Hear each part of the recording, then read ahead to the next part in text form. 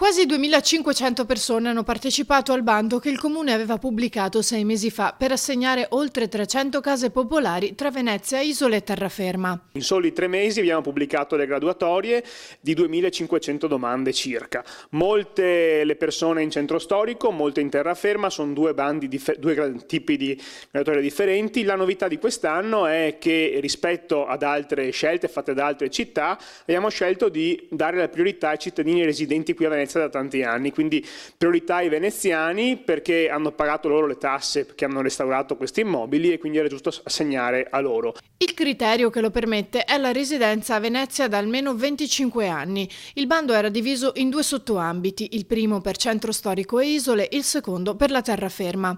In totale risultano 190 veneziani e 10 stranieri. Il bando ERP è fatto sulla base di una legge regionale, il Comune ha utilizzato gli 8 punteggi aggiuntivi opzionali che poteva usare per premiare gli anni di residenza e da queste 2 graduatorie attingeranno sia il Comune di Venezia sia l'Ater di Venezia e quindi sono circa 300, 250, 300 gli alloggi complessivi che saranno assegnati sulla base di queste graduatorie. Gli ammessi su 2.354 domande sono stati 2.231, dei quali 618 nuclei familiari stranieri, il 41% di Venezia e Isole, il 59% della terraferma. Il grosso delle case sono restaurate, in questi anni abbiamo messo 18 milioni di euro per restaurare gli appartamenti in centro storico ma anche in terraferma e Ater ha fatto lo stesso, quindi molte case sono già pronte.